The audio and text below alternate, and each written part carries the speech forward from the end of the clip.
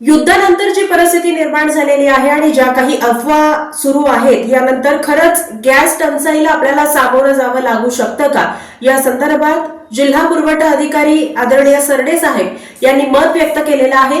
ही प्रतिक्रिया देत असताना त्यांनी नेमकं काय म्हटलंय पाहूयात।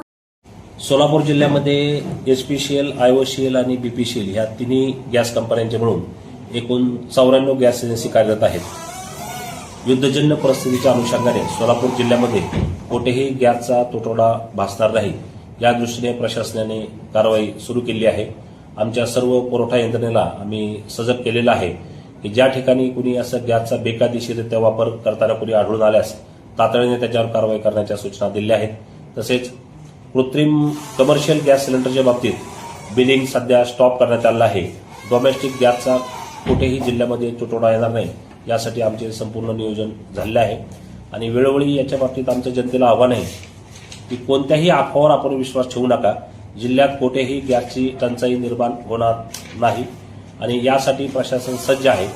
तरी जनतेला आमचं असं आव्हान आहे की अशा या परिस्थितीमध्ये आपण सर्वांनी प्रशासनास सहकार्य करायचं आहे आणि जर आपल्याला काही असं निदर्शनास येत असेल की काही ठिकाणी गॅसचा अवैध वापर होत असेल तर आमची यंत्रणा प्रत्येक ठिकाणी जरी पोहोचायला अडचण येत असेल तर आपल्या माध्यमातून आमच्या प्रत्येक तालुका कार्यालयाला आपण इन्फॉर्म करावं।